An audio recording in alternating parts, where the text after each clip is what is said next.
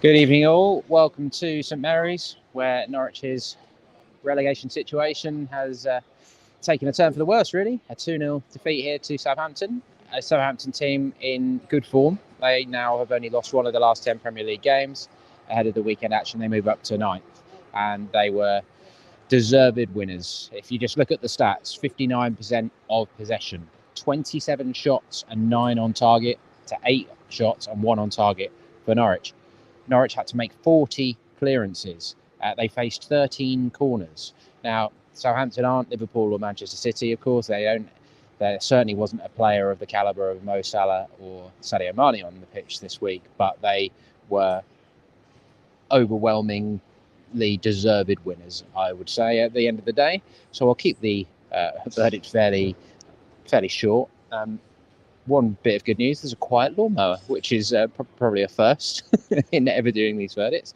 Other positives from tonight, we've got a nice warm sausage roll at half time. That was quite good. But basically, Norwich now have a horrible Premier League weekend to endure. They're still 5 points adrift, of course, because no one else has played yet this weekend. Of safety, that is. They're still bottom. They've scored 15 goals. They have 17 points with 26 games played. It's looking pretty grim, isn't it? And all the positivity and hope which came from those wins over Everton and Watford, that momentum clearly has been punctured by the back-to-back games against Manchester City and Liverpool, but also the draw against Palace at home. That was a big missed opportunity, wasn't it? If they'd have won that game and made it 3 on the spin, then it really would have been lift-off. But the games on Saturday, Brentford, Newcastle, that is a 6-pointer, no doubt about it. Manchester United v Watford, and Burnley at Palace. So you'd hope that Burnley and Watford won't get anything, but I don't think you can say that for certain, certainly not at this time of year, and certainly not when both of those teams have both got wins recently. You would have thought Newcastle would beat Brentford, but Christian Eriksen back for Brentford, so that might just spark them into life. But I feel today boiled down to Dean Smith was too slow with his changes. That's not something we've really accused him of. I felt things should have changed at half time. I felt they were being outplayed. They were in the game in the first half. There were a few chances. Sargent had a shot blocked. Gilmour had a shot nodded wide. Norman sort of dragged a shot which he snatched at and managed to get the shot on goal, basically, and that went away from the far post. He had a shot deflected onto the roof of the net as well. So they were in the game. But Southampton were battering at the door, really. And Grant Hanley in particular, who I'll give a man of the match to, narrowly ahead of Angus Gunn. They can both have a 7, but the only 2 in the Norwich team, just for the amount of work they got through, really. The amount of headers that Grant made in the first 10 minutes of the game, I think he'd already made about 5. So he had a busy night. And as those stats show, it was, a busy one for the defence. And, Stuart Armstrong, Breuer, the lad on loan from Chelsea, Che Adams. These are good players. James Ward-Prowse has, of course, got a brilliant delivery. Mohamed Elyounoussi. These are good Premier League players. But as I said earlier, we're not talking about the top guys here, are we? And they were pinning Norwich back with the help of the fullbacks, who were both good. Kyle Walker-Peters and Tino Livramento. They both managed to pin Sargent and Rashica back pretty well. So otherwise, I'll give everyone a 6. But Williams, Gilmour, Sargent, and I think Rashica as well. I think I'd give them all a 5. They really didn't impact things enough. Williams made the mistake for the first goal and had a pretty sloppy first half, was sort of off colour, recovered a bit in the second half and was a bit more solid, made one good or important header early in the second half. And unchanged, Dean Smith resisted the decision to bring Tim Krul back, stuck with Angus Gunn back here at his former club, and Angus did nothing much wrong tonight. He was pretty unlucky with that first goal. Him and Max Aarons both did their best to try and keep it out, but they couldn't manage it. But he was probably a little bit lucky that Southampton's finishing was wasteful at times, and quite a few times they just shot at him. It's not like he's had to make many spectacular saves, really. So, but the changes finally came 72nd minute. We've seen all the subs warming up pretty vigorously in front of us and hoped that something was coming, but it took a while. And then it was Norman and Rashica both coming off. 2 players who, weren't playing particularly well, but not much worse than anyone else. Norman's not long back from an injury, so that's probably part of it, but they were replaced by Lise Malou and Rupp.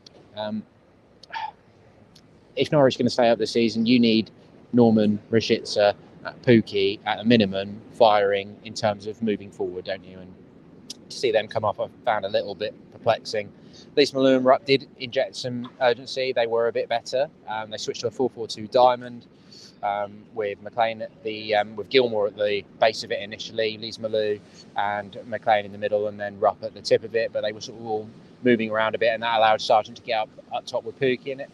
Maybe added a bit more urgency, but it also meant that Southampton were able to keep piling forward. And the other change was Dowell came on for Gilmore in the 81st minute, just after Gilmore had been robbed by Oriol Romeo, who did finish the game. The 2 goals, 36th minute, as came from a mistake from Brandon Williams, who misjudged the ball. Livramento steals it off him, fires a low cross into the box. Aarons and Gunn both make important blocks in the mix, but Che Adams on the floor just manages to scoop it in past Gunn as he sort of dives to try and save the situation. And then a cracking goal, which did actually finish off any chance of Norwich fighting back, although it wasn't looking particularly likely. Ben Gibson headed away a corner. Grant Hanley just explained it to us after the game that Norwich had left a couple of men forward because they were trying to pose some threat, and that meant that he had a shot a goal, but it wasn't an easy one. But he met the bouncing ball on the half volley and absolutely blistered the ball into the top left corner. Gun absolutely no chance. Game over.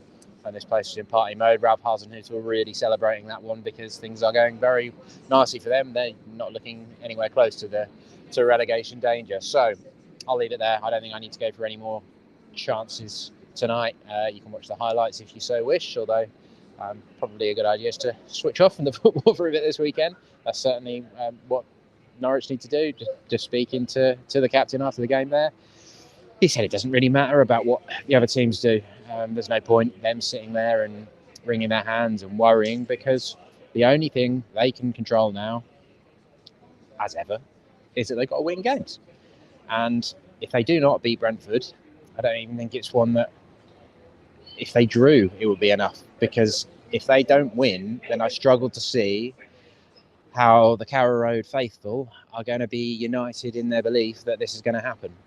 It's the end game now. They've really got to kick on, and they have absolutely got to win one of these next 2 games, or with 10 games left, they're going to be looking at a serious mountain to climb. And you'd hope that under Dean Smith that they'll be able to keep some momentum going, but let's not get down that route so far. For now, let's just write off another Premier League match day that has not gone to plan for Norwich. A 2-0 defeat here at Southampton. Unfortunately, it looks like they're heading back to the Championship unless they can arrest what is now another slump, even if you take into account that it is the top 2 that started that slump.